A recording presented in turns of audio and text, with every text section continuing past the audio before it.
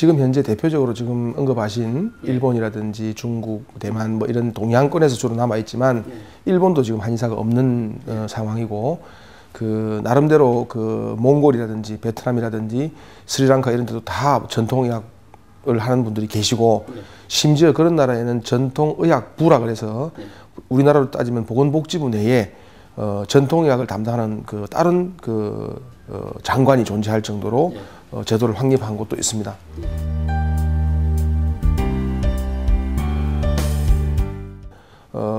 건강 상태. 나는 뭔가 불편하지만 서양의학적인 검사 이상이 없는 그런 부분들이 많기 때문에 이런 분들이 건강관리를 잘하면 건강군으로 가는 거고 잘못하면 질병군으로 가는 건데 요 그레이 존에 대해서 서양의학이 할 수 있는 것은 아무것도 없습니다. 따라서 한의학의 역할이 더 커질 수밖에 없고 물질 문명이 더욱더 발달할수록 자연을 대상으로 하는 그런 천연물 의학, 자연의학은 더욱더 가치가 높아질 것이라고 생각합니다. 그래서 국민들은 사실은 삶의 질을 볼 때도 그렇고 수명 연장을 생각해서라도 화학합성제인 약을 쓰는 것보다는 천연물의 약을 쓰는 것이 좋다고 생각하기 때문에 그런 약들을 많이 보급할수록 국민들의 삶의 질이나 수명은 더 올라간다고 생각합니다.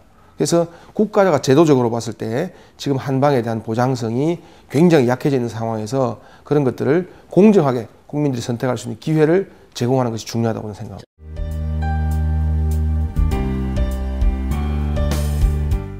자, 통계를 보면 알 수 있는데요. 그 작년 말에 통계청에서 발표한 자료를 보면 대국민 의료 서비스 만족도 조사를 했을 때 5번 지금 조사를 했습니다. 그 5회에서 계속 연속으로 의료기관 만족도가 가장 높은 것이 한방 의료기관으로 나왔습니다. 지난 2012년 2월 달에 보건복지부 발표한 자료를 보면 한방 의료기관에 내원하는 환자의 81.9%가 한방 의료에 대해서 만족한다는 대답을 했고 76.5%가 한방 의료를 신뢰하는 것으로 나타났습니다. 그러나 접근성은 6%로 조사됐습니다. 그 이유가 뭐냐라고 물어보니까 결국은 보험의 보장성이라든지 이런 것들이 약하기 때문에 본인 부담금이 높기 때문에 경제적으로 많은 부담을 느낀다고 대답을 했고 지금 현재 의료기관이 굉장히 많이 늘어나 있고 지금은 18,000여 명이 진료를 하고 있습니다. 하루에 우리 국민들의 이 숫자 중에서 40만 명이 한방 의료기관을 찾고 있습니다. 지금 현재도. 그래서 저는 정말 그동안에 우리가 서양과학적으로 요구하는 에비던스라든지 그런 근거를 마련하는 데 부족했고 하기 때문에 더욱더 객관화된 지표를 만들고 표준화된 매뉴얼을 만들어서 간다 그러면 매일 40만 명의 국민들이 우리에게 오고 있기 때문에 그분들을 계속 설득하고 또 설명하고 해서 어떤 한의학에 대한 좋은 인식을 갖도록 만들면 저는 한의학의 미래가 그렇게 어둡지만은 않다고 생각합니다.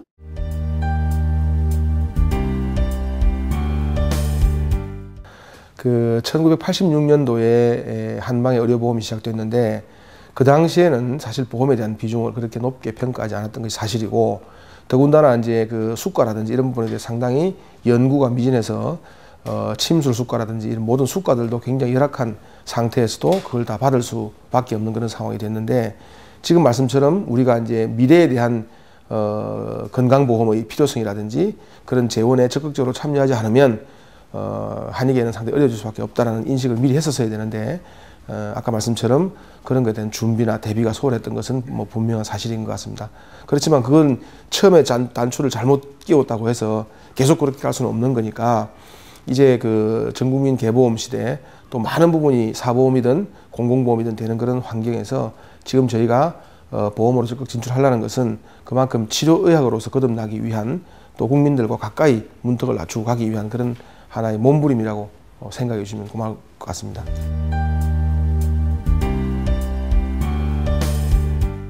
제가 이제 전공을 침구학을 했는데 그 허준 선생이 쓰신 동의보감에도 침구편이 따로 나와 있고 침구의학과 당약을 기본으로 하는 그런 방법들은 똑같이 병행해서 발달을 해왔습니다. 실제로 조선시대 때 그 침법을 만든 사암 선생도 사실은 그 전에 있던 침법과는 전혀 다른 방법으로 침법을 개발해서 지금도 많은 그 유효성을 임상에서 입증하고 있는 그런 상태인데 침구학도 발전을 해왔고 약도 발전을 해왔습니다. 그리고 예를 들면 침이 우선이라든지 약이 우선이라든지 이런 부분들은 아닌 것 같고 오히려 이제 다양한 한방의 기술들, 예를 들면 대표적으로 지금 하는 것이 뭐 1침, 2구, 3약, 그래서 침구 약으로만 대변이 되는데, 사실은 우리가 이제 그 지금도 많이 하고 있는 그런 수기 치료, 다양한 어떤 방법으로 하는 그런 수기 치료도 굉장히 빠른 시간 내에 효과를 볼 수 있는 질환들이 많이 있습니다. 실제로 한의학은 내과적인 질환이라든지 아니면 또 만성적인 그런 질환들이 훨씬 더 많은 장점이 있다고 생각하기 때문에 양쪽이 병행해서 이렇게 발달해야 되는 그런 시대라고 생각하고, 융복합 시대로 가면서 우리 의학도 점점 자신의 장점을 가지고 융합해서 나갈 것으로 앞으로 방향은 생각됩니다.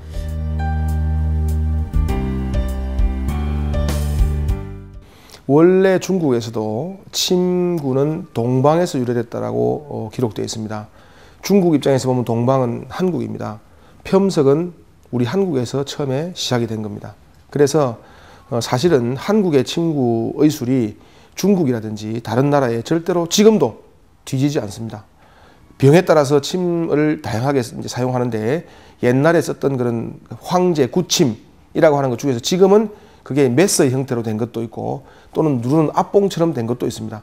지금 현재 많이 사용하는 것은 주로 호침이나 대침, 장침, 삼능침이라고 말하는 그 사혈하는 참침이라고 하는 그런 부분들을 응용해서 많이 쓰고 있는데, 지금도 침구의 기술은 우리가 중국에 전혀 뒤지지 않습니다. 다만 중국에서 볼 때는 그 나라가 사회주의였기 때문에 내부에서 해결하려는 그런 시도로서 예를 들면 침술 마취라든지 다양한 사회적인 문제를 침구로 억지로 해결하려다 보니까 그쪽이 발달된 건 있지만, 사실은 우리나라에서도 충분히 여러 가지 그 침구술의 발달은 중국보다 더 많이 되어 왔고, 저희가 지금도 중국에 있는 중의과학원이라든지 많은 단체와 교류를 하는데, 저희가 내부적인 면에서 봤을 때 어떤 뭐 기술이라든지 이런 것들이 중국에 뒤진다고 생각하지는 않습니다.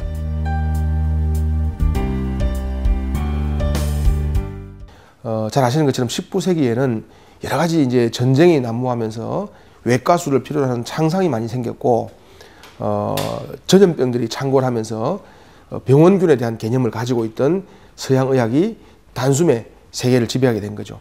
지금 현재는 고령화 시대로 가면서 여러 가지 만성병이라든지 퇴행성, 노인성 질환이 많이 생기는 이런 시대에는 사실은 외과술이 필요하거나 아니면 전염병에 대한 그런 부분보다는 오히려 관리하고, 또는 그 지금까지 전통의학이 담당해왔던 그런 1차적인 진료가 사실은 필요할 때가 많다는 거죠. 저는 생각할 때 나름대로의 그 학문적인 특성이 있고 또 장점이 있는 이런 그 서양의학과 또 한의학이 서로의 어떤 그 긍정적인 시각으로 접근을 해 나가면서 정말 국민들이 어떤 병이 생기더라도 어떤 치료의 방법이 가장 정확하게 빠르게 싼 비용으로 나을 것인지를 의료인이 고민을 해야 된다고 생각합니다. 그런데 지금까지는 국민이 아프면 한방으로 갈지 양방 갈지는 본인이 결정합니다. 그거를 국민들이 고민하고 어느 쪽을 선택하게 만들 게 아니라 의료인들이 양쪽 의학을 전부 다 공부를 해서 그런 고민을 의료인이 해서 실질적으로 국민이 아프기만 하면 의료인이 알아서 어떤 방법이 가장 정확하게 빠르게 싼 비용으로 나을 건지를 고민해서 시술을 해야 된다고 저는 생각합니다.